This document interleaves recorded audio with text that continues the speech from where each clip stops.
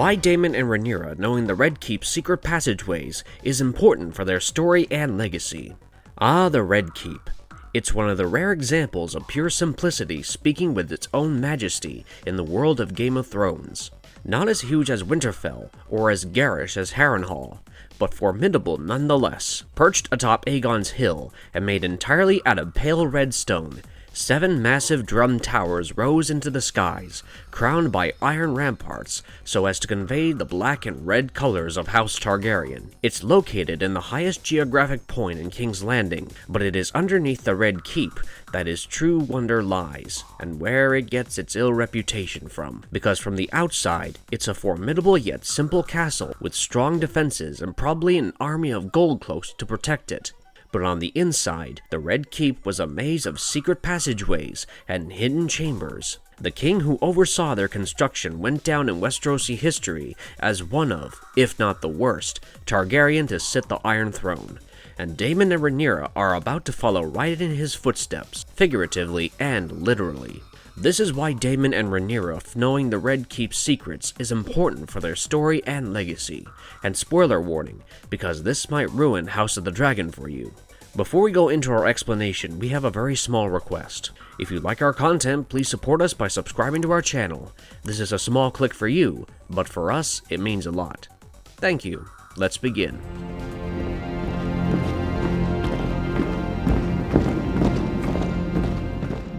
Who built the Red Keep? 3 kings and 1 cruel secret. This might seem like a weird question to you, because of course the Red Keep was built by Aegon the Conqueror once he conquered the 7 kingdoms and became a High King, right? Well, not exactly. See, after Aegon landed at the tallest hill near the mouth of the Blackwater Rush, he commissioned the construction of the Moat and Bailey fort that would serve as his base on the Westerosi mainland. This fortification, called the Aegon Fort, served as the high seat of the first royal house of the 7 kingdoms for over 35 years. But after ruling over the 7 kingdoms for 35 years, King Aegon realized that a sprawling, ungainly beast made of wood, earth, and brick was no fit seat for a high king, so he commissioned the construction of a new seat. Queen Visenya Targaryen and hand of the king Lord Alan Stokeworth were charged with overseeing the construction of the Red Keep, which began in 35 AC and would continue for a decade. King Aegon Targaryen would pass away 2 years after commanding his new seat built, and so the responsibility of continuing the work fell to his eldest son and heir, Aenys.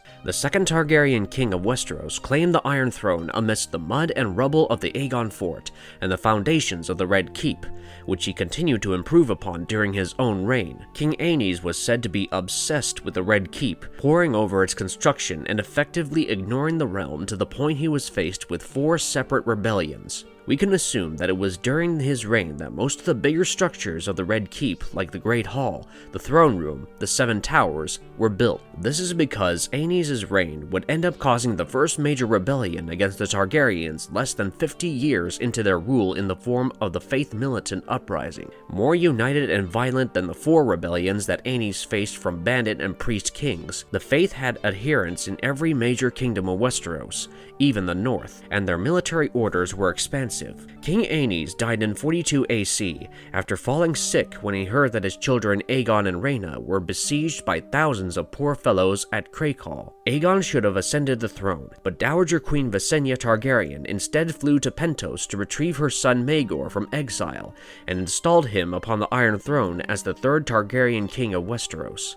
After King Maegor survived a trial of 7 and burned the Sept of Remembrance riding upon Balerion's back, he personally took over charge of building the Red Keep in 43 AC, whilst his father-in-law, at hand of the king Lucas Harroway, ran the realm. Maegor spent 5 years expanding the largest symbol of Targaryen sovereignty into a dangerous and secret-riddled maze of passageways, hidden alcoves, and torture chambers that would rather have you wishing for death. He commanded that the Red Keep's dungeons, which only had 1 level at this point, be expanded to include 4 levels, each progressively worse than the other. The first would have a narrow slit for a window and be used for common criminals. The second would be windowless and contain personal cells for highborn captives. The 3rd level, aka the Black Cells, would be even smaller and completely void of ventilation, as the black cells are enclosed with heavy wooden doors. The fourth level he had specifically built for torture, and it is said it's better to go through there in darkness. He turned Aegon's Hill into an anthill, pocked with tunnels and paths that opened up to trapdoors, the Tower of the Hand, and even the Blackwater Rush.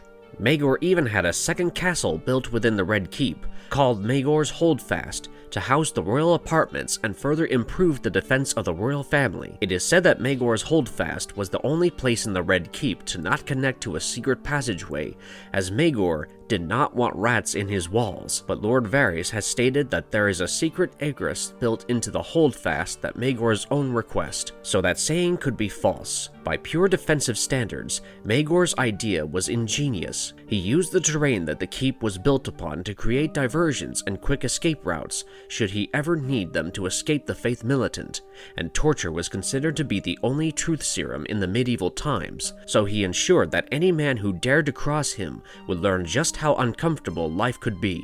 He should have been hailed as one of the craftiest architects and tacticians of his age.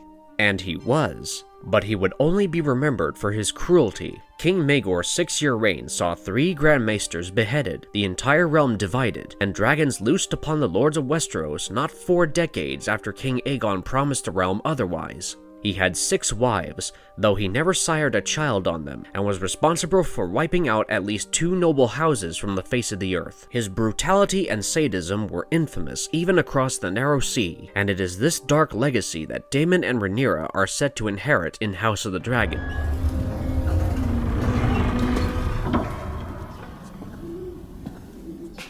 The Dragon's secrets and Maegor's cruelty. Why knowing the secrets of the Red Keep makes Daemon and Rhaenyra heirs to Maegor's cruelty. There have been many heinous Targaryen kings in the world of Ice and Fire by the time the main series comes around. We had King Aegon the Unworthy, whose gluttony and lust caused a succession struggle that lasted through 5 separate rebellions. We had the Mad King Aerys, whose obsession with wildfire and burning them all nearly killed everyone in King's Landing.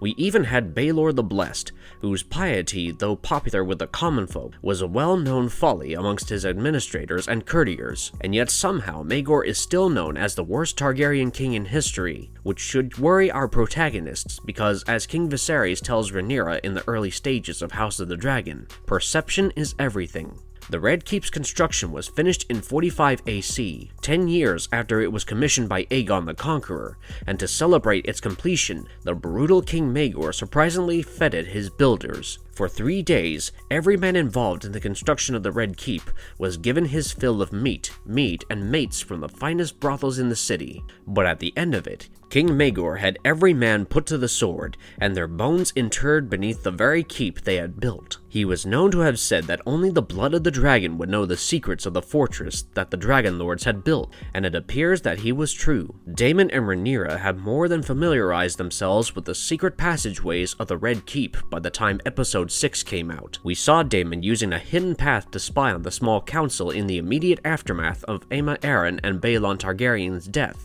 to find out his own fate as heir to the Iron Throne. He seems to have a lot of knowledge in these hidden paths, because in Episode 4, he gives her a map that shows you the hidden panel in her bedchamber that leads to steps that go right outside the Red Keep. And then in Episode 6, Rhaenyra uses the same hidden path to go spy on the meeting between Sir Harwin Strong and his father Lionel, and decides to leave for Dragonstone as her position as heir has now become precarious. Now, you might think that, so what? Knowing the secret passages of the Red Keep is going to work out in their favor. It'll be so cool when they bust out of, say, Criston Cole's room and kill him and escape in the dead of the night. And that is an admittedly sweet thought to have. But in George R.R. Martin's world, symbolism and significance is attached to almost everything imaginable, and that is the same for the secret passages. Every person who has known them intimately has a dubious reputation at best, and one as black as onyx at worst. Lord Varys is called the Spider not because he's so good at his job, but because he cannot be trusted in any way, shape, or form. We've already told you how King Maegor earned his nickname. Lord Larry Strong will also become familiar with these passageways soon enough, and if the gleam in his eye when he was exacting the price of freedom from his agents wasn't sign enough, this man killed his dad and bro to move up on the political ladder. That is stone cold psycho if you ask us.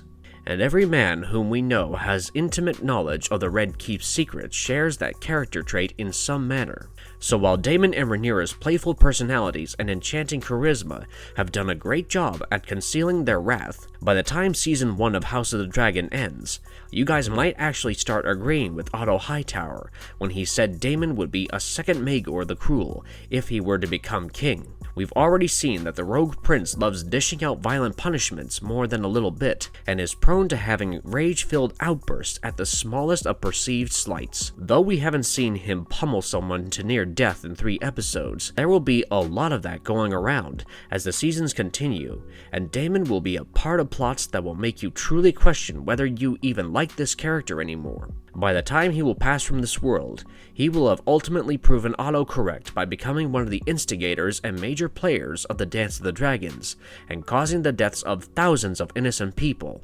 As for Rhaenyra, she will also be lumped into that category with him, but for her, it's going to be worse, because she will not exactly be able to control that narrative anymore. Rhaenyra Targaryen's campaign against Alicent Hightower's children will start off with flying colors, and she will manage to achieve her major goals initially, but after spending half a year in the capital, public opinion would turn against her so badly that she would be remembered as King Maegor with teats.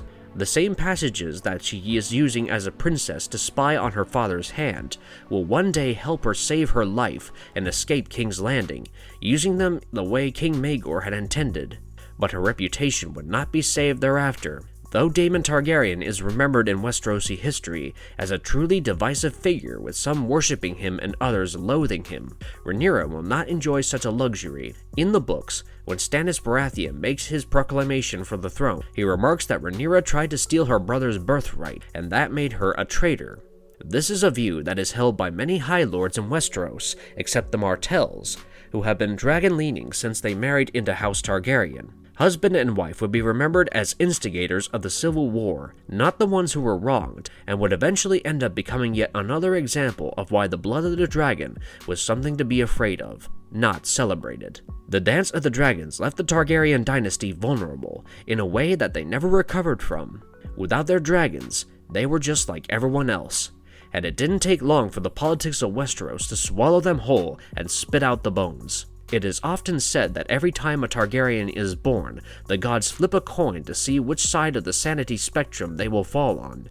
But the truth is far more disconcerting. Targaryens and their personalities are like flames, and the blood of the dragon, the Targaryens born with the most dragon-like personalities out of all their progeny, are the ones who tend to either go down as legends or monsters. In the context of Maegor the Cruel, that blood was the blood of an unrelenting conqueror, who used strength and force to crush out dissent and rule with an iron fist. Unfortunately, we've already seen that Daemon is in favor of such a method of ruling, and Rhaenyra will be forced to accept it due to reasons both in and out of her control. That does not mean that history will remember her kindly. However, it just means that evil deeds are remembered as such, even given compelling arguments in their favor.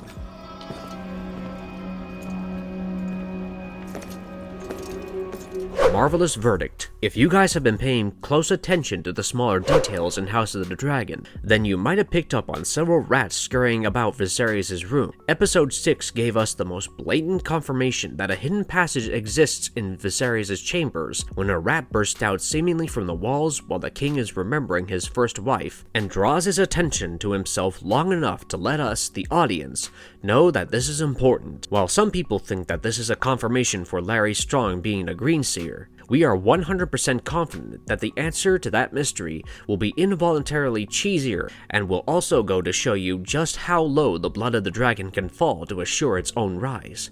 Till then, keep on the lookout for more hints that Daemon and Rhaenyra are in fact not the good guys, because George R.R. Martin loves gray characters, and these two fall squarely within that category. And if you liked our content, don't forget to leave a like and subscribe to us if you haven't already. Have a good one and be safe. Thanks everyone.